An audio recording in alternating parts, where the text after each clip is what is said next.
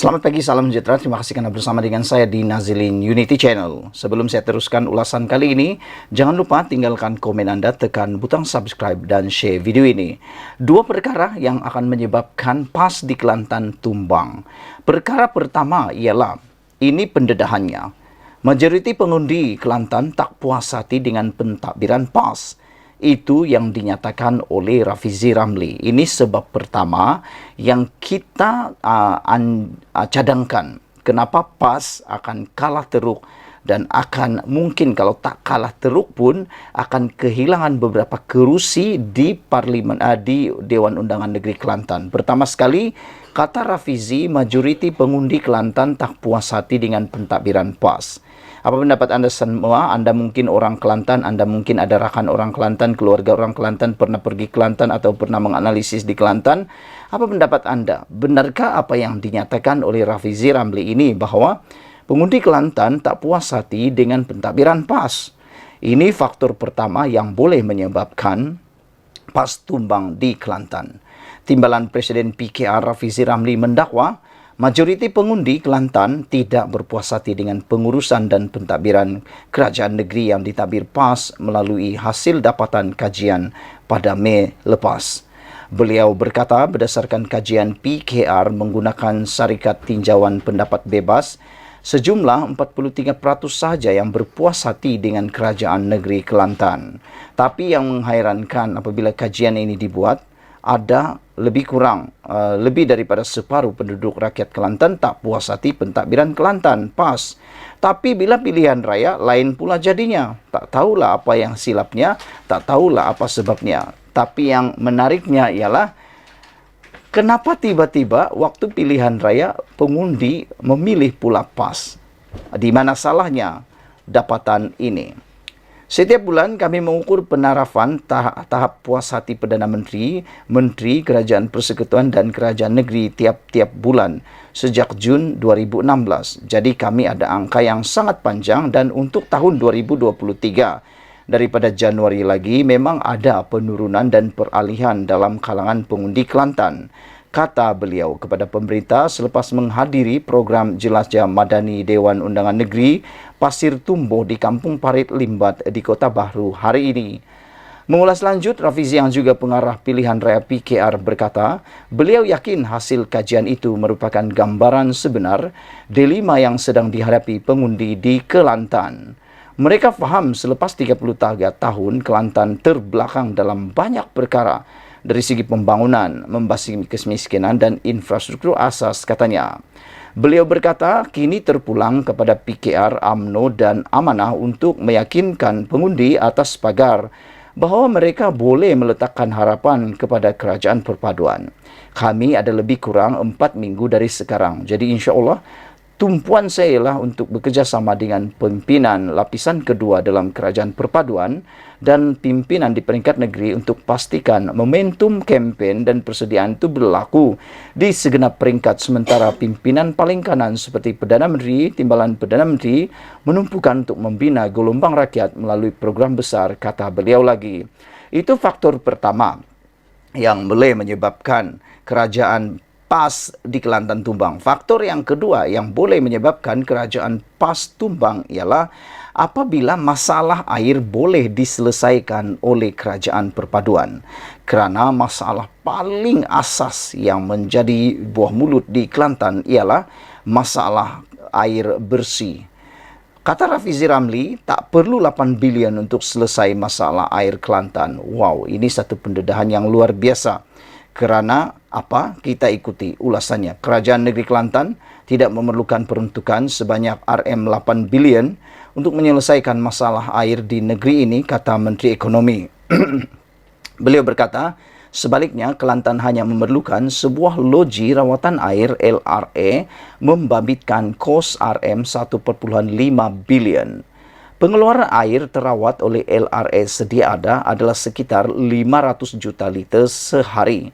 Permintaan harian air terawat di Kelantan adalah 600 juta liter sehari.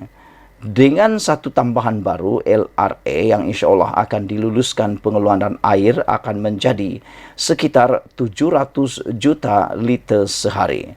Katanya kepada pemberita selepas menghadiri program Jelajah Madani Dewan Undangan Negeri DUN Pasir Tumbuh di Kampung Parit Limbat di Kota Baru hari ini. Ketika diminta memperincikan permohonan RM8 bilion itu, Rafizi berkata kerajaan negeri bercadang untuk membina 5 LRA untuk menyelesaikan masalah air. Dalam mesyuarat kami dah tegur, kami tak nampak keperluan 8 bilion ini. Kerana LRA sedia ada mampu keluarkan 500 juta liter air terawat sehari. Kami sedia pertimbangkan satu lagi LRA dengan peruntukan RM1.5 bilion yang akan membawa kepada pengeluaran air terawat sebanyak 700 juta liter sehari, katanya. Namun begitu, Rafizi berkata peruntukan RM1.5 bilion untuk membina sebuah LRA baru masih diperhalusi. Makna kata, kalau dalam bahasa politik, dalam bahasa pilihan raya, kalau kami menang di Kelantan, kami akan buat segera. Jadi rakyat Kelantan, cepat-cepatlah undi parti atau undilah kerajaan perpaduan supaya ianya bukan sekadar baru masih diperhalusi, tetapi ia terus akan dilaksanakan dan dibuat dengan segera. Dengan syarat menangkan dahulu kerajaan perpaduan. Itu adalah bahasa yang mudah difahami. Menangkan dulu, maka dapatlah. Sekiranya diluluskan, RM5.1 bilion adalah tambahan kepada 500 juta ringgit yang diumumkan Perdana Menteri Datuk Seri Anwar Ibrahim dan 1 bilion oleh Timbalan Perdana Menteri Datuk Seri Ahmad Zahid Hamidi sebelum ini, katanya lagi. Jadi saudara-saudara sekalian, itu dua perkara yang harus dipertimbangkan oleh rakyat Kedah sebelum memilih, sebelum mengundi pada kali ini. Pertama sekali, menurut kajian yang dibuat oleh pasukan Rafizi, majoriti pengundi Kelantan tak puas hati dengan pentadbiran PAS. Yang kedua ialah penyelesaian air, bekalan terawat air di Kelantan bakal akan berakhir dengan adanya kerajaan perpaduan di negeri tersebut. Dengan perkataan yang lebih baik ialah anda menangkan kerajaan perpaduan di Kelantan, anda akan dapat habuan anda. Jadi, apa kata kalau anda undi? Untuk cuba dululah kan. Kalau rasa-rasa tak puas hati, 5 tahun akan datang, ada lagi masa untuk kita menjalankan tanggungjawab, membuat undi yang seterusnya pula.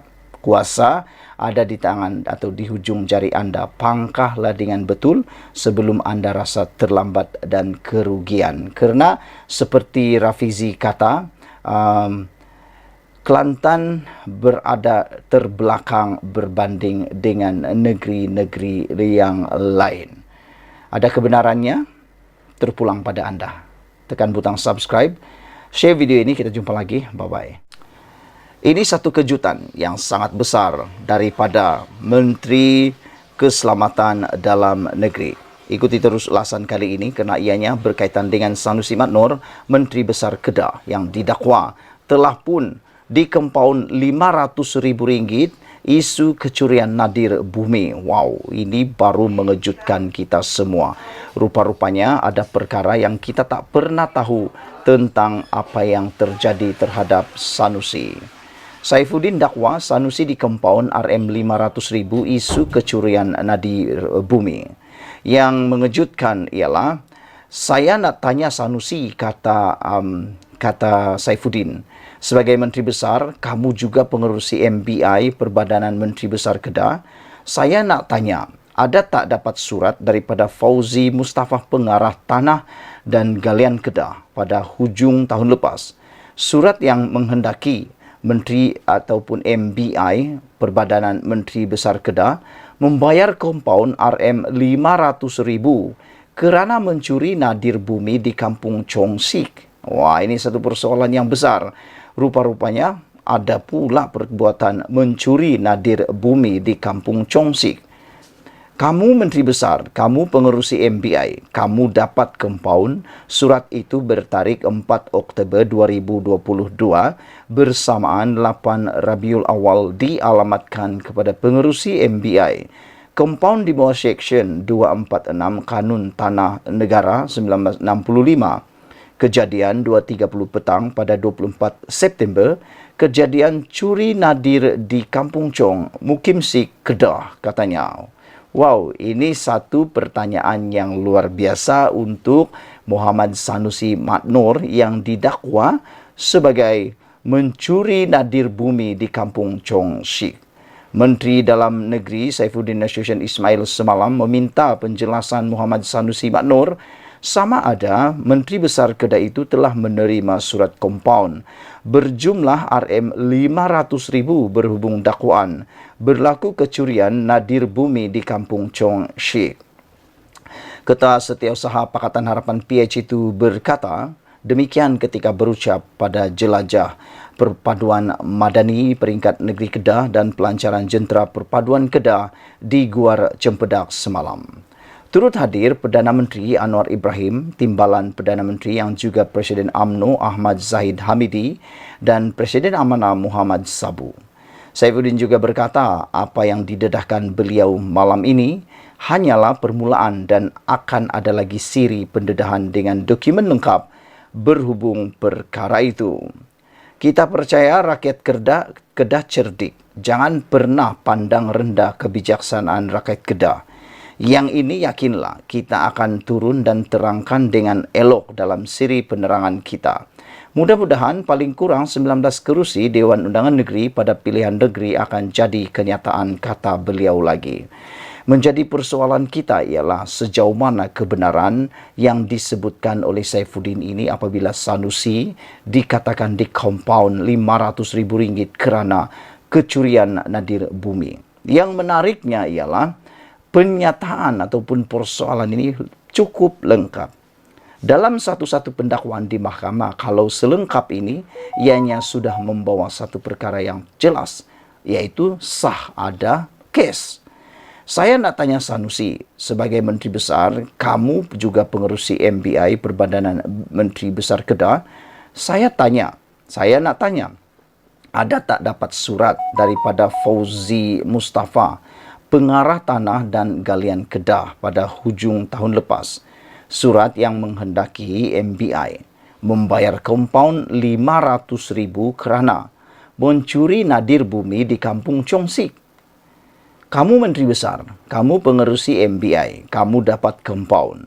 Surat itu bertarik 4 Oktober 2022 bersamaan 8 Rabiul Awal dialamatkan kepada pengerusi MBI. Kompaun itu di bawah Seksyen 246 Kanun Tanah Negara 1965, kejadian 2.30 petang pada 24 September, kejadian curi nadir bumi di Kampung Chong, Mukim Shik, Kedah, katanya. Ini pendedahan daripada Ketua ataupun Menteri Dalam Negeri Saifuddin Nasution Ismail. Beliau memohon supaya Sanusi memberi penjelasan penuh tentang surat kompaun berjumlah RM500,000 ini kerana kecurian nadir bumi tersebut. Kita tunggulah apa kata daripada Muhammad Sanusi Maknur. Yang menariknya lagi, Ketua Setiausaha ini juga berkata dia berjanji akan mendedahkan. Ini hanya satu permulaan, kata beliau. Dia akan dedahkan lagi siri pendedahan yang lebih lengkap dengan dokumen yang lebih lengkap berhubung perkara itu. Persoalan sekarang ialah benarkah atau tidak. Kalau tak benar, ini kerja Sanusi, maka kerja Sanusi yang seterusnya saman menteri tersebut. Kalau tak benar, sebab ini boleh merosakkan nama beliau. Tapi kalau benar, orang kata berani kerana benar, takut kerana salah. Ada orang juga kata, kalau diam-diam ada dua perkara, sama ada sudah takut atau sudah setuju. Tak tahulah mana satu yang betul. Sebelum kita berpisah, tinggalkan komen Anda, share video ini, kita jumpa lagi. Bye-bye. Selamat pagi, salam sejahtera. Terima kasih kerana bersama dengan saya di Nazilin Unity Channel. Ini isu yang paling hangat membabitkan Sanusi Maknur, Menteri Besar Kedah, yang paling menimbulkan kontroversi baru-baru ini apabila didakwa menghina Sultan Selangor. Walaupun telah meminta pengampunan daripada Sultan Selangor, namun ia menimbulkan persoalan yang sangat besar apabila Menteri Transformasi Undang-Undang di Parlimen Malaysia, yaitu Azalina Othman Said, mengatakan bahawa kesalahan undang-undang tak selesai dengan mohon maaf, sehingga netizen bertubi-tubi menyeru supaya kerajaan tidak menerima permohonan maaf daripada Sanusi Maknor itu. Mereka mengatakan bahawa kalau ini diteruskan, nanti akan ada yang akan jadi ikutan, yaitu yang disebut duluan atau ikutan. Nanti orang akan buat lagi dan akan hanya minta maaf, kata mereka. Mereka menuntut supaya kerajaan tidak hanya membiarkan isu itu diselesaikan dengan hanya memohon maaf. Mereka kata kalau rakyat biasa yang melakukan kesalahan tak tahulah apa yang terjadi, kata mereka. Mungkin rakyat itu telah pun direman, telah pun ditangkap, telah pun didakwa, kata mereka. Dan ada juga yang mengatakan bahawa oleh kerana Sanusi ialah pemimpin yang besar dan pemimpin yang boleh menyebabkan lebih besar kerosakannya kerana memberi pengaruh yang sangat besar oleh kerana dia adalah pemimpin. Jadi mereka kata Sanusi boleh memohon maaf tetapi perlu ada tindakan undang-undang. Ini disahkan sendiri oleh Azali Natwan Said dengan mengatakan bahawa kesalahan undang-undang tak selesai dengan hanya mohon maaf. Membangkitkan isu memecah belah, mengganggu ketenteraman awam dan tidak menghormati institusi raja-raja adalah satu kesalahan di sisi undang-undang, kata Menteri di Jabatan Perdana Menteri Undang-Undang dan Reformasi Institusi Azalina Othman Said. Adakah anda juga setuju dengan Azalina Othman Said bahawa kesalahan Sanusi menghina ataupun tidak menghormati institusi raja-raja ini adalah satu tindakan yang juga tidak boleh diselesaikan dengan hanya mohon maaf? Apa pendapat anda sekalian? Apa cadangan anda sekalian terhadap isu ini? Kalau Azalin Othman Said, dia kata ia tak boleh diselesaikan dengan hanya memohon maaf. Makna kata Sanusi kena diberikan tindakan yang lebih wajar supaya yang lain tidak akan melakukannya lagi. Tindakan yang lebih wajar ialah memberikan hukuman yang setimpal supaya ianya tidak akan diikuti atau ditiru oleh orang lain lagi. Yang kita takut ialah apabila ada orang-orang tertentu yang akan meniru perkara itu dan akan menjadikan isu Sanusi sebagai satu piawaian, satu ikutan, dan mereka kata kalau Sanusi boleh memohon maaf, aku pun boleh mohon maaf. Itulah yang paling kita takuti. Azalina berkata walaupun kebebasan bersuara merupakan hak perlembagaan setiap warga Malaysia di bawah perkara 10 dalam kurungan 1 kurungan E Perlembagaan Persekutuan, namun kebebasan itu tertakluk kepada perkara 10 dalam kurungan 2 Perlembagaan bagi memastikan ketenteraman dan keamanan terjamin. Saya ingin membawa perhatian kepada tindakan Menteri Besar Kedah Muhammad Sanusi Maknor di mana dia telah dalam ceramah politiknya mempersoalkan kewibawaan Sultan Sharifuddin Idris Shah berkaitan pemilihan Menteri Besar Selangor baru-baru ini. Sesiapa saja yang membangkitkan isu-isu yang membelah bahagi, mengganggu ketenteraman awam dan tidak menghormati institusi raja-raja, harus ingat bahawa ini adalah satu kesalahan di sisi undang-undang, katanya dalam ciapan di laman Twitternya hari ini. Azalina berkata sebagai orang politik atau mana-mana orang yang dikurniakan kuasa, mereka seharusnya sedar bahawa pertuturan sedemikian ada kuasa untuk mempengaruhi orang ramai, terutamanya dalam musim pilihan raya. Saudara-saudara sekalian, saya setuju dengan apa yang dikatakan oleh Azalina Othman Said ini kerana mereka ada kuasa, kerana ahli politik ini ada kuasa, lebih-lebih lagi Sanusi ialah Menteri Besar Kedah, beliau akan dapat mempengaruhi banyak orang bukan ke arah yang baik, tetapi mungkin ke arah yang boleh menyebabkan mengganggu ketenteraman awam. Selain daripada itu, saudara-saudara sekalian, apa yang dilakukan Sanusi ini sebenarnya amat merugikan rakyat Malaysia. Bayangkan kalau dia menang hanya menang, yang tinggal jadi abu. Bahkan kata pepatah, menang jadi arang, yang kalah jadi abu. Semalam, 5 ahli Dewan Diraja Selangor membuat laporan polis terhadap Muhammad Sanusi di Balai Polis Seksyen 6 Shah Alam yang didakwa mempertikai kewibawaan institusi Diraja Selangor dalam pemilihan Menteri Besar negeri itu. Mereka yang terdiri daripada Amrin Buang, Muhammad Zawawi Saleh, Muhammad Kusrin Munawi, Muhammad Azib, Muhammad Isa dan Imran Kadir juga menuntut Muhammad Sanusi membuat permohonan maaf secara terbuka berhubung isu tersebut dengan kadar segera. Dalam hal itu, Azalina menerusi ciapan tersebut berkata, Tindakan yang bersalahan dengan undang-undang itu tidak akan terselesai atas alasan memohon maaf. Dia berkata permohonan maaf bukan satu pembelaan dari segi undang-undang dalam perundangan jenayah. Azalina juga mahu PDRM diberi kebebasan untuk menyiasat sesiapa sahaja yang membangkitkan isu 3R, raja, agama dan bangsa yang melanggar mana-mana undang-undang tanpa campur tangan mana-mana pihak. Sementara itu, Muhammad Sanusi yang juga pengarah pilihan raya PN menerusi catatan di Facebook yang menyatakan dia telah mengutus warkah kepada Sultan Selangor Sultan Syarafuddin Idris Shah bagi menyatakan permohonan maaf atas kenyataannya sebelum ini. Saya dimaklumkan oleh pegawai Istana Selangor bahawa Tuanku Sultan Selangor telah pun memberi perkenan untuk menerima dan membaca warkah saya itu pada Jumaat 14 Julai katanya. Sanusi berkata dia juga telah memberi keterangan kepada pegawai penyiasat dari Bukit Aman pada 2 pagi semalam 14 Julai untuk melengkapkan siasatan mereka atas laporan-laporan yang dibuat ke atasnya. Media sebelum ini melaporkan Muhammad Sanusi dalam satu siri ceramah anjuran PN didakwa mengeluarkan kenyataan yang dikatakan menghina Sultan Selangor. Menerusi video tular tersebut, Muhammad Sanusi turut didakwa meremehkan pelantikan Amiruddin. Di dalam video itu juga sebenarnya ada perkara yang mana Sanusi turut mengatakan kurang inci yang juga merujuk kepada Amiruddin Syari. Perbuatan itu sebenarnya adalah shaming, body shaming ataupun memalukan bentuk tubuh seseorang. Perkara itu sebenarnya tidaklah amat bermoral. Ianya satu perbuatan yang jijik, yang tidak kita boleh terima apabila perbuatan memalukan, menghina tubuh seseorang yang sudah dikurniakan Tuhan. Itu satu perbuatan yang memang kita tolak dan kita tidak boleh terima sama sekali.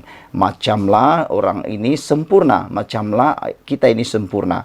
Tuhan mencipta kita seadanya dan itulah yang dikehendaki Tuhan, dan kita tidak boleh menghina pemberian Tuhan itu, karena apabila kita menghina pemberian Tuhan itu, sebenarnya kita juga seperti menghina kedaulatan Tuhan dan kekuatan Tuhan itu. Saudara-saudara sekalian, sebelum kita berpisah, sila tinggalkan komen Anda. Isu Sanusi, kesalahan undang-undang tak selesai dengan mohon maaf. Anda setuju atau tidak kenyataan Azalina Uthman Said ini? Sekian dulu untuk kali ini. Jangan lupa tinggalkan komen Anda, tekan butang subscribe. Kita jumpa lagi. Bye-bye. Selamat pagi, salam sejahtera. Ini satu pendedahan daripada sabudin.com. Kata Mahathir, dia kalah kerana rasuah. Adakah ini bermakna calon PN yang menang di Langkawi menang sebab beri rasuah? Agaknya disebabkan kekal terbelenggu oleh rasa kecewa dan masih gagal menerima hakikat kerana kalah sehingga hilang deposit di Parlimen Langkawi pada PRU 15 lalu. Tun Mahathir Mohamad mencecah lagi tentang kekalahannya itu. Katanya beliau kalah kerana berlaku amalan rasuah kepada pengundi. Saya pernah bertanya salah seorang pengundi di sana, di Langkawi yang juga kawan saya, kata Mahathir, kenapa kamu tidak undi saya? Dia jawab, saya tidak beri dia duit. Saya tanya lagi, berapa duit dia bagi atau dia dapat? Dia jawab RM 100 ringgit. Saya tanya dia, apa boleh buat dengan 100 ringgit? Dan dia jawab, duit itu boleh dibelanja untuk 2 hari. Pada pilihan raya lalu, saya hilang lebih 14.000 undi hanya kerana rasuah, kata Tun Mahathir. Mengulas lanjut, Tun Mahathir berkata, pengundi seharusnya lebih bertanggung jawab terhadap negara dan tidak tunduk kepada politik wang. Jangan buang undi sebab kamu dapat duit rasuah, nasihatnya kepada pengundi menjelang pilihan raya PRN. Berita mengenai Tun Mahathir itu ada di Malaysia kini. Kenapa Tun Mahathir lain kali cakap biar terang dan jangan dengan ayat yang tergantung? Mendakwa berlaku amalan rasuah kerana kalah memanglah mudah. Tetapi siapa yang memberi rasuah itu? Adakah ia dilakukan oleh calon PN atau calon PH dan BN? Ini menjadi persoalan besar kepada kita semua. Kita tidak tahu siapa yang dimaksudkan oleh Mahathir Mohamad. Siapa yang memberikan undi, siapa yang memberikan rasuah yang didakwa oleh Mahathir ini? Sama ada calon Perikatan Nasional, calon Pakatan Harapan atau calon Barisan Nasional. Kalau beliau boleh bertanya kepada pengundi Langkawi yang juga kawannya itu dikatakan menerima duit rasuah itu, kenapa tak tanya siapa yang jadi pemberi duit kepadanya? Tetapi dengan mendakwa beliau kalah kerana rasuah, tak secara langsung bermakna calon yang menanglah yang melakukan rasuah itu. Takkanlah calon PH dan BN yang sama-sama kalah seperti Tun Mahathir pun memberi rasuah juga. Dalam hal ini, kenapa Tun Mahathir tidak berani mengatakan secara terbuka calon PN yang menang di Langkawi, Muhammad Suhaimi Abdullah, telah memberi rasuah dan itu puncak kemenangannya? Adakah kerana Tun Mahathir sekarang sudah berbaik dengan Perikatan Nasional dan bersatu, maka ia tidak berani disebutkan secara terbuka? Dengan main tuduh-tuduh rambang seperti ini, apa gunanya? Anda tinggalkan komen Anda tentang soalan itu. Para penonton sekalian, dengan main tuduh-tuduh rambang seperti ini, apa gunanya? Pada pendapat kita semua, dengan permainan tuduh-tuduh rambang seperti ini, bolehlah kita katakan tak boleh dipercayai apa yang dikatakan oleh Mahathir ini. Kerana siapapun boleh tuduh-tuduh rambang tanpa ada apa-apa bukti. Dengan kata lain, seperti menulis surat layang tanpa ada penulis ataupun pengakuan penulis. Dengan itu, surat layang tersebut dianggap tidak sah dan tidak boleh digunakan pakai. Apakah dengan mengaitkan kekalahannya dengan rasuah, ia bermakna semua calon pejuang yang hilang deposit di seluruh negara pada PRU15 juga disebabkan rasuah? Lagi pula, kenapa Tun Mahathir tidak membuat laporan polis atau meletakkan atau melakukan petisyen bantahan atas kekalahannya jika benar ada amalan rasuah berlaku? Kenapa terus bising dan mencecah tak habis-habis di media saja? Itu persoalan Sabudin yang saya juga soal sama-sama. Kenapa hanya bising dalam media saja dan tidak membuat laporan polis serta melakukan petisyen bantahan? Karena baru-baru ini kita tahu beberapa petisyen telah pun dilancarkan, antaranya di Putrajaya, di Marang dan Kuala Terengganu. Salah satu petisyen itu telah menang, yaitu di Kuala Terengganu. Kenapa Mahathir tak buat? Adakah itu menunjukkan Mahathir sebenarnya hanya main cacah-cacah saja dan tidak ada bukti, sebenarnya hanya mahu menyatakan kekecewaan semata-mata? Dan menjadi persoalan besar lagi ialah siapakah yang dituduh oleh Mahathir memberikan rasuah ini? Adakah daripada calon Perikatan Nasional atau calon Pakatan Harapan atau Barisan Nasional? Tapi kalau melihat pada keputusan pilihan raya ini, kalau dilihat ditambah undi Barisan Nasional, Pakatan Harapan dengan Mahathir Mohamad, undi dicampur semua daripada Barisan Nasional, Pakatan Harapan dan Pejuang, masih tidak dapat mengalahkan, masih tidak boleh mengalahkan jumlah undi daripada Perikatan Nasional, yaitu Muhammad Suhaimi dengan jumlah 25.463 undi. Ditambah semua Barisan Nasional, PH dan Pejuang, jumlahnya hanyalah sekitar lebih kurang baru 23 atau 24 ribu undi. Makna kata Perikatan Nasional masih di hadapan mengalahkan Mahathir Mohamad. Jadi saudara-saudara sekalian, sekali lagi menjadi persoalan kita ialah siapa sebenarnya yang dituduh, didakwa oleh Mahathir ini memberi rasuah dalam pilihan raya baru-baru ini sehingga beliau kalah teruk dalam pilihan raya tersebut. Saudara-saudara sekalian, apabila Mahathir mendakwa perkara ini memang menarik. Bayangkan saja, beliau seakan-akan mempunyai data yang cukup. Apabila dia kata, salah seorang daripada rakan beliau yang telah dia tanya, kenapa tidak mengundi beliau dalam pilihan raya baru-baru ini, dia jawab, sebab telah pun diberi RM100. Mahathir tanya lagi, kenapa buat apa dengan RM100 itu? Dia kata dia boleh belanja untuk 2 hari. Pada pilihan raya lalu, saya hilang lebih 14.000 undi hanya kerana rasuah, kata Mahathir. Begitu yakinnya Mahathir bahawa dia kalah dalam pilihan raya itu karena rasuah. Pada pendapat Anda semua, apa sebabnya sebenarnya Mahathir kalah? Adakah karena rasuah yang telah beliau nyatakan ini? Ataupun memang rakyat di Langkawi sudah kesian terhadap Mahathir yang sudah terlalu tua untuk dimenangkan, untuk mentadbir, untuk menang di parlimen tersebut. Mungkin ahli parlimen itu diberikan rehat oleh pengundi di parlimen itu bukan karena rasuah, tapi untuk memberikan laluan kepada Mahathir untuk berehat sebenarnya. Mungkin itu sebabnya mereka tidak undi lagi Mahathir, supaya Mahathir ada masa untuk berehat menjelang di hari tua beliau ini. Sekian dulu untuk kali ini. Jangan lupa tinggalkan komen Anda, apa pendapat Anda tentang isu kali ini. Kita jumpa lagi. Malaysia kita punya, kita juga sama-sama cintai Malaysiaku. Bye-bye.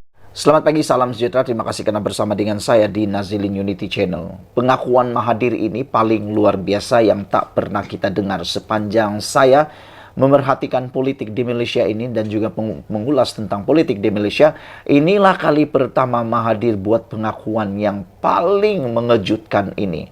Ada orang kata dengan pengakuan Mahathir ini, mereka kata Mahathir mungkin dah mula nyanyuk. Mereka kata mungkin dah mula terlalu tua untuk mengikuti politik di Malaysia ini. Apa pendapat kamu? Ini komen atau ini pengakuan Mahathir. Beliau kata Mahathir dakwa hilang deposit di Langkawi sebab rasuah. Kita tahu dalam PRU 15 yang lalu, Mahathir telah pun kalah teruk di Parlimen Langkawi. Bahkan semua rekan-rekan Mahathir juga pun kalah teruk dalam pilihan raya tersebut sampai semuanya hilang deposit. Dengan pengakuan Mahathir ini menjadi satu persoalan besar. Adakah ini satu pengakuan Mahathir bahwa beliau sebenarnya masih relevan dalam dunia politik? Apa pendapat kamu? Adakah ini pengakuan Mahathir secara tidak langsung bahwa kalau bukan rasuah dia akan menang? Jadi kalau begitu, ini juga satu pengakuan Mahathir, ada wujudnya rasuah. Mungkin ada wujudnya rasuah dalam pilihan raya melibatkan Parlimen Langkawi. Dr. Mahathir mendedahkan kekalahannya di kerusi Parlimen Langkawi pada PRU lalu adalah disebabkan amalan rasuah. Jadi dengan ini, seperti di Kuala Terengganu, keputusan pilihan raya telah pun dibatalkan, maka dengan itu, Mahathir sepatutnya bukan buat sidang media, bukan membuat pendedahan dalam sidang media tentang amalan rasuah ini. Dia patut membuat laporan kepada Suruhanjaya Pilihan Raya dengan segera. Apa tujuan Mahathir buat sidang media seperti ini? Ianya tidak ada makna langsung nak buat sidang media dengan nak buat petition. Petition itu berbeza. Buat sidang media dengan petition itu luar perbezaannya tak sama langsung. Dan adakah dengan tindakan pendakwaan ataupun tindakan pendedahan Mahathir ini akan membuatkan ahli parlimen di Langkawi itu akan menyaman Mahathir? Nah, baru-baru ini Mahathir dan Perikatan Nasional telah pun bersahabat melalui meja bulat, melalui proklamasi Melayu. Sekarang ini Mahathir mula menyerang pula ahli parlimen Perikatan Nasional yang menang di Parlimen Langkawi. Jadi di mana persefahaman antara Mahathir dengan kawan-kawan beliau yang sudah satu meja dalam proklamasi Melayu tersebut? Adakah ini akan menyinggung perasaan Muhyiddin kerana yang didakwa Mahathir ini adalah ahli parlimen dari Perikatan Nasional? Dan apabila Mahathir mendakwa ini, saya pernah bertanya salah seorang pengundi di sana, di Langkawi, kata Mahathir yang juga kawan saya, kenapa kamu tidak undi saya? Dia jawab, saya tidak beri dia duit. Oh, ini satu pendedahan yang patut Mahathir buat laporan dalam Suruhanjaya Pilihan Raya. Saya tanya lagi, berapa duit dia dapat, kata Mahathir. Dia jawab 100. Saya tanya dia, apa boleh buat dengan 100? Dan dia jawab, duit itu boleh dibelanja untuk 2 hari. Mahathir buat pendedahan ini memang luar biasa. Makna kata, ada bukti dari mulut Mahathir sendiri bahwa 100 ringgit diberi kepada setiap pengundi di Langkawi. Dan Mahathir tanya, buat apa dengan 100 ringgit itu? Dia kata, boleh belanja untuk 2 hari. Pada pilihan raya lalu, saya hilang lebih 14.000 undi hanya kerana rasuah. kata Tun Mahathir lagi. Sejak akhir-akhir ini Tun Mahathir banyak membuat dakwaan yang macam tiada bukti. Kalau betullah ada orang yang beri rasuah 100 ringgit seorang kepada pengundi di Langkawi dan menyebabkan Mahathir kalah disebabkan rasuah, maka cepat-cepatlah Mahathir buat laporan. Buat laporan di SPRM, buat juga laporan di SPR Suruhanjaya Pilihan Raya. Jangan buat sekadar sidang media di dalam utusan online ini. Saudara-saudara sekalian, bekas Perdana Menteri sebanyak 2 kali itu ditemui selepas menyempurnakan majlis penutup program kepimpinan perusahaan kecil dan sederhana di Yayasan Kepimpinan Perdana di Putrajaya. Mengulas lanjut, Mahathir berkata, pengundi seharusnya lebih bertanggung jawab terhadap negara dan tidak tunduk kepada politik uang. Yang ini saya setuju. Saya setuju dengan kenyataan Tun Mahathir bahwa pengundi harus bertanggung jawab terhadap negara dan tidak tunduk kepada politik uang. Kalau pada pendapat saya, politik uang dalam pilihan raya adalah perbuatan yang jijik dan memalukan. Karena rakyat mengundi mereka bukan karena suka, tapi karena terpengaruh dengan uang. Rakyat pula sepatutnya lebih bertanggung jawab dan bijaksana macam yang didakwa oleh Mahathir. Karena duit 100 ringgit itu hanya boleh belanja 2 hari. Betul lah yang dikatakan oleh rakyat tersebut yang memberitahu kepada Mahathir. 100 ringgit itu kadang-kadang tak sampai 2 hari pun. 1 hari boleh habis. Lepas 1 hari, habislah begitu saja. Jadi, Anda akan menerima pemimpin yang mungkin bukan terbaik selama 5 tahun. Habis 100 ringgit, kesannya selama 5 tahun. Anda akan merana selama 5 tahun, mungkin karena pemimpin itu tidak bertanggung jawab. Jadi jangan karena 100 ringgit Anda tersilap pilih, tersilap undi. Dalam PR yang akan datang ini, rakan-rakan semua yang masih muda, yang belum pernah mengundi, yang muda-muda lagi, jangan karena 100 ringgit, jangan karena 200 ringgit, jangan karena pemberian uang macam yang Mahathir kata, Anda terbeli begitu saja. Murahnya undi Anda. Saudara-saudara sekalian, bekas Perdana Menteri sebanyak 2 kali itu juga mengulas, jangan buang undi sebab kamu dapat duit atau rasuah. Nasihatnya kepada pengundi menjelang PRN pada 12 Ogos nanti. Pada PRU 2022, Mahathir yang menerajui pejuang selepas disingkirkan oleh Presiden Bersatu Muhyiddin Yassin, bukan sahaja tewas di Parlimen Langkawi, malah turut kehilangan uang depositnya. Dia sekadar meraih undi sebanyak 4.566 undi. Kerusi tersebut telah dimenangi oleh calon Perikatan Nasional PN Muhammad Suhaimi Abdullah dengan 25.463 undi. Jadi dengan ini beliau telah pun mengalahkan Mahathir Mohamad. Bahkan Mahathir sendiri kalah oleh 2 calon yang lain daripada Barisan Nasional mendapat 11.945 undi, dan Pakatan Harapan juga telah mengalahkan Mahathir Mohamad dengan 5.417 undi. Makna kata Mahathir nih, kalau kata dia kalah oleh rasuah, boleh jadi persoalan. Kerana Mahathir bukan dikalahkan oleh hanya 1 orang calon daripada Perikatan Nasional, tetapi Mahathir turut kalah daripada Barisan Nasional juga Pakatan Harapan. Tapi ialah, saya setuju dengan satu perkara yang Mahathir kata ini, yaitu kita sebagai pengundi haruslah bertanggung jawab dan jangan buang undi sebab dapat duit rasuah. Itu nasihat Mahathir kepada pengundi. Saudara-saudara sekalian, sebelum ini Mahathir mendapat 18.000 undi pada tahun 2018. 2013 Mahathir tidak bertanding di kawasan Langkawi, dimenangi oleh Parti UMNO dengan 21.407 undi. Saudara-saudara sekalian, itulah keputusan terkini daripada kita semua yang mengejutkan kita apabila Mahathir buat dakwaan. Dia kalah, hilang deposit di Langkawi sebab ada rasuah. Kita jumpa lagi, bye-bye. Selamat pagi, salam sejahtera. Terima kasih karena menonton channel Nazilin Unity. Ini keputusan terkini daripada mahkamah berkaitan dengan akaun Bersatu yang telah pun disita oleh SPRM. Wah, Ini yang kita tunggu-tunggu. Saudara-saudara sekalian, pilihan raya yang mendatang ini memerlukan keuangan yang paling banyak.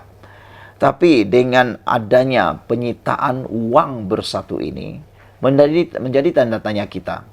Adakah Perikatan Nasional atau Bersatu masih mempunyai dana uang untuk membiayai belanja pilihan raya? Karena uang di dalam akaun Bersatu itu mempunyai nilai yang banyak. Bukan 2-3 ringgit, bukan 1-2 ribu, bukan 100 ribu, bukan 200 ribu. Tapi banyak uang diperlukan dalam pilihan raya. Uang itu bukan saja untuk membiayai perjalanan, tetapi perkara-perkara logistik seperti bendera dan sebagainya. Adakah dengan keputusan menyita ini belum lagi dibuka atau dibebaskan, akaun Bersatu itu akan menyebabkan Bersatu akan jadi miskin dalam pilihan raya kali ini?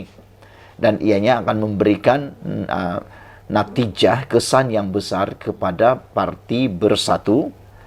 Mahkamah Tinggi di Kuala Lumpur hari ini menetapkan 7 September untuk mendengar permohonan kebenaran semakan kehakiman yang difailkan Bersatu bagi mencabar penyitaan 2 akaun bank parti itu oleh SPRM. Lihat, ianya hanya akan didengar pada 7 September. Keputusan mahkamah adalah muktamad dan tidak akan dapat dipersoalkan lagi. Jadi saudara-saudara sekalian, hanya pada 7 September baru didengar. Itu belum lagi ceritanya keputusan sama ada akaun tersebut sudah dibuka atau tidak. Adakah dengan ini Parti Bersatu akan buka Tin Milo, akan membuat derma Tin Milo seperti yang pernah diwar-warkan oleh Parti Rakan Bersatu? Mereka mengatakan bahwa duit dana pilihan raya mereka datang daripada Tin Milo. Saya pikir mungkin juga betul, tapi mungkin juga tak betul.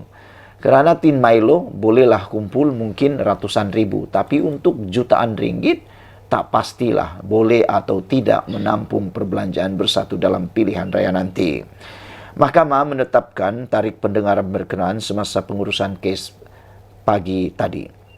Peguam yang mewakili Parti Pembangkang itu, Chetan Jetwani, mengesahkan keputusan pengurusan kes di hadapan penolong kanan pendaftar mahkamah Lee Ka-ful.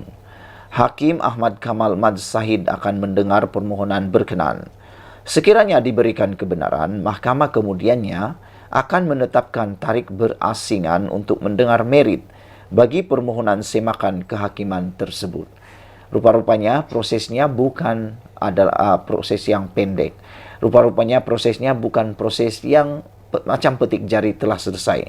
Ianya mengambil masa yang sangat lama dan sangat panjang. Ahmad Kamal juga sebelum ini membenarkan Parti Pembangkang meneruskan cabaran undang-undang berasingan untuk membatalkan pembekuan akaun bank parti itu oleh SPRM. Bersatu mengambil tindakan undang-undang berhubung tindakan SPRM membekukan serta merampas akaun bank parti itu di Mahkamah Sivil. Mahkamah Sivil juga mengarahkan pihak-pihak berkaitan menyediakan afidavit berhubung semakan kehakiman itu sehingga 7 September. Pada 20 April lalu, SPRM merampas akaun Bersatu yang sebelum itu dibekukan. Agensi anti rasuah itu menjelaskan akaun tersebut disita pada 11 April selepas mengemukakan perintah mengikut Seksyen 50 Akta Pencegahan Pengubahan Wang Haram, pencegahan pembiayaan keganasan dan hasil daripada aktiviti haram. Kenyataan itu dikeluarkan sebagai respon kepada laporan The Edge bertajuk Bersatu Ask MACC Why 2 Accounts Still Frozen After 90 Days. Bersatu minta penjelasan SPRM mengapa 2 akaun masih dibekukan selepas 90 hari. Sebelum ini, akaun-akaun terbabit dibekukan pada 12 dan 13 Januari 2023 mengikut Seksyen 44 AMLA TFPUAA 2001 bagi membantu siasatan terhadap wang yang disyaki daripada hasil haram. Susulan itu, SPRM telah melaksanakan tindakan sitaan tersebut pada 11 April 2023 berhubung siasatan dan pertuduhan terhadap Presiden Parti Pribumi Bersatu Malaysia Tan Sri Datuk Haji Muhyiddin bin Mat Yassin di bawah Akta Suruhanjaya Pencegahan Rasuah 2009 dan AMLAT FPUAA 2001, kata agensi itu. Bersatu berkata, perintah rampasan itu meragukan dan telah diundurkan pada 11 April sedangkan pengumuman oleh SPRM dibuat pada 20 April. Justru agensi itu didakwa enggan melaksanakan perintah rampasan sehingga hari ini. Pada 20 Mac lalu, Muhyiddin mengaku tidak bersalah terhadap 4 pertuduhan penyalahgunaan kuasa dan 2 pertuduhan penggubahan wang haram yang melibatkan RM 232.5 juta.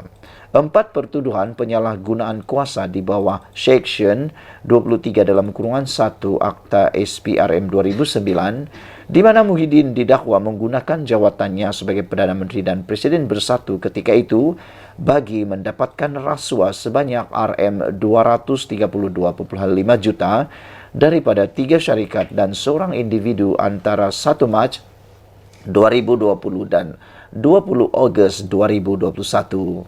3 syarikat tersebut ialah Bukhari Equity Sdn Bhd, Nepturis Sdn Bhd dan Mamfur Sdn Bhd. Manakala individu terbabit adalah Azman Yusof. 2 pertuduhan penggubahan wang haram dinyatakan di bawah Section 4 dalam kurungan 1 kurungan B Amlat TF PUA 2001 yang dibaca bersama Section 87 dalam kurungan 1 akta yang sama. Individu berusia 76 tahun itu didakwa menerima RM 120 juta hasil daripada aktiviti haram daripada Bukhari Equity Sdn Bhd antara 25 Februari 2021 dan 8 Julai 2022. Tuduhan itu tidak mengatakan bahawa pembayaran dibuat kepada Muhyiddin. Justru ia merupakan sebab mengapa akaun bank pribadinya tidak pernah dibekukan. Pengubahan wang haram itu didakwa dilakukan dengan menerima wang yang dimasukkan ke akaun Bersatu.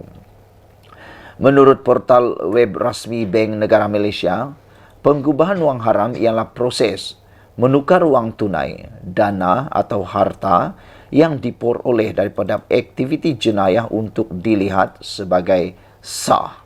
Saudara-saudara sekalian, seperti yang saya katakan di awal daripada pendedahan ini, adakah Parti Bersatu akan jadi parti yang miskin pada pilihan raya kali ini? Sekian dulu untuk kali ini. Jangan lupa tinggalkan komen Anda, tekan butang subscribe. Kita jumpa lagi. Bye-bye. Selamat pagi, salam sejahtera. Terima kasih kerana bersama dengan saya di Nazilin Unity Channel. Habislah Muhyiddin Yassin, habislah Perikatan Nasional, kata seorang netizen merujuk kepada satu keputusan di Dewan Rakyat hari ini, di Parlimen hari ini. Maka dengan ini disahkan Perikatan Nasional confirm hilang satu kerusi.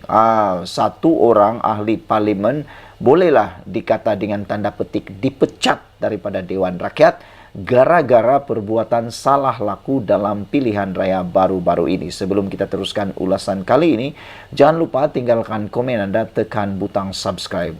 Dan tekan butang subscribe itu percuma. Saudara-saudara sekalian, hari ini disahkan Dewan Rakyat mengumumkan kekosongan kerusi Kuala Terengganu. Speaker Dewan Rakyat Johari Abdul hari ini mengumumkan kekosongan luar jangka bagi bahagian pilihan raya Parlimen P36 Kuala Terengganu. Saya telah menerima suatu surat bertarikh 13 Julai lalu daripada pengerusi SPR yang memaklumkan bahawa selaras dengan perkara 54 dalam kurungan 1 Perlembagaan Persekutuan telah berlaku kekosongan luar jangka bagi bahagian pilihan raya Parlimen P036 Kuala Terengganu. Ini berikutan penyandang jawatan Ahmad Amzad Mohamed alias Hashim yang tidak mengemukakan sebarang rayuan yang berakhir pada 11 Julai lalu selaras dengan Section 36A Akta Kesalahan Pilihan Raya 1954 kepada pihak Mahkamah Persekutuan, katanya.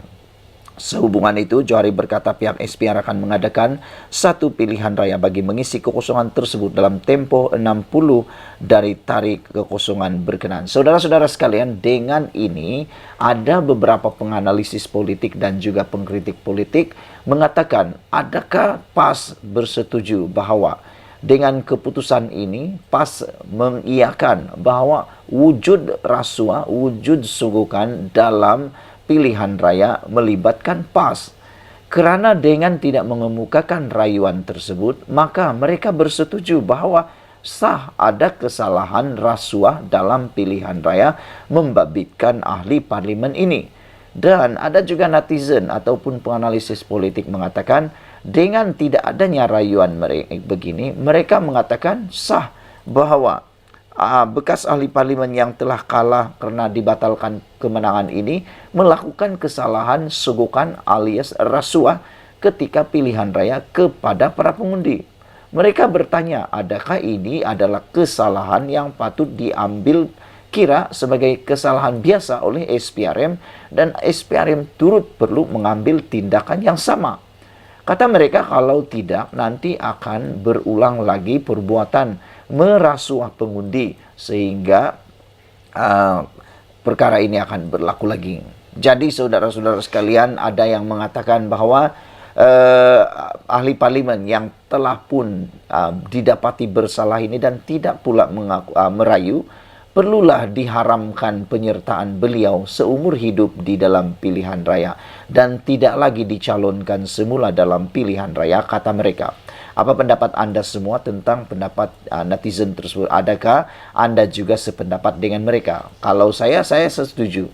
Saya setuju sesiapapun, tidak kiralah apakah parti politiknya dari kerajaan atau pembangkang, kalau didapati bersalah dan mengaku pula secara tidak langsung mengaku pula bahawa memang wujud rasuah dalam pilihan raya tersebut, sogokan dalam pilihan raya tersebut, perlulah ahli parlimen itu atau calon tersebut diharamkan seumur hidup untuk bertanding dalam mana-mana pilihan raya lagi. Ini sebagai hukuman yang paling terbaik untuk beliau. Lagi pula, perbuatan rasuah itu tidak kiralah apa niatnya, di bahagian manakah, apa caranya. Kalau ia rasuah, ia tetap rasuah. Tidak ada kata rasuah itu hendak niatnya nak buat ini, nak bantu itu dan sebagainya. Kalau dia sudah diisytiharkan salah, diambil tindakan dan dimuktamadkan oleh mahkamah bahawa itu ialah rasuah dan sogokan, maka ia tetap salah. Jadi, saya setuju kalau ahli parlimen yang telah didapati bersalah itu diharamkan penyertaan dalam pilihan raya seumur hidup. Biar orang lain yang bersih yang ambil peluang menjadi calon dalam pilihan raya. Pada 27 Jun lalu, Mahkamah Pilihan Raya Terengganu membatalkan kemenangan Ahmad Amzad mewakili PAS.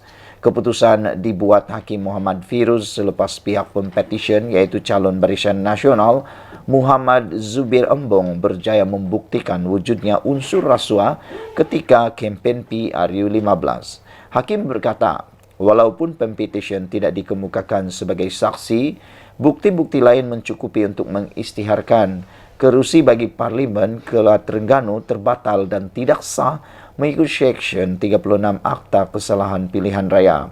Bagaimanapun, mahkamah membenarkan penangguhan keputusan selama 14 hari bagi membolehkan responden membuat rayuan dan pemfailan permohonan rasmi penggantungannya sebagai ahli Parlimen Kuala Terengganu. Namun, Setiausaha Agung PAS Taqiyuddin Hassan berkata, mereka memutuskan untuk tidak merayu atas keputusan mahkamah itu atas pertimbangan memikirkan nasib rakyat. Saya sampai sekarang tidak dapat connect di mana perkara yang dapat pertimbangan memikirkan rakyat dengan tidak merayu tersebut. Kalau difikir-fikirkan, kalau memikirkan nasib rakyat, maka haruslah ada tindakan rayuan. Dengan tidak ada tindakan rayuan ini, secara tidak langsungnya menunjukkan bahawa seakan-akan mereka setuju bahawa ada rasuah. Memang ada rasuah. Katanya jika rayuan dikemukakan, masa yang lama sehingga 6 bulan diperlukan untuk diselesaikan pula di peringkat Mahkamah Persekutuan. Sepanjang tempoh itu, katanya, rakyat di Kuala Terengganu mungkin terabai apabila tiada ahli parlimen yang mewakili mereka. Ini kata Hamzah Zainuddin atau Taqiyuddin Hassan, maafkan saya, oleh Taqiyuddin Hassan. Tambah Taqiyuddin, PAS juga berpendapat berdasarkan keputusan mahkamah pada 27 Jun lalu, tidak ada halangan untuk calon yang sama untuk bertanding sekali lagi di kawasan itu. Katanya hakim hanya membatalkan kemenangan PAS namun tidak melibatkan calon terbabit. Justru katanya PAS tidak ada masalah untuk menghadapi pilihan rakyat kecil Kuala Terengganu dan berkemungkinan besar Ahmad Amzad akan kekal sebagai calon di situ. Taqiyuddin juga yakin mereka tidak bermasalah untuk mengekalkan kerusi tersebut berdasarkan kepada jumlah undi yang tidak banyak diterima Ahmad Amzad pada 19 November tahun lalu. Untuk rekod, dalam PRU lalu, Ahmad Amzad mengalahkan 3 calon lain dengan meninggalkan pencabar terdekatnya Muhammad Zubir Ombong dengan perbezaan 40.907 undi. Muhammad Zubir memperoleh 22.109 undi, manakala Ahmad Amzad pula 63.016 undi. Jadi inilah yang diyakini oleh Taqiyuddin bahwa Ahmad Amzad akan menang lagi. Sekian dulu untuk kali ini. Jangan lupa tinggalkan komen Anda, tekan butang subscribe. Kita jumpa lagi. Bye-bye.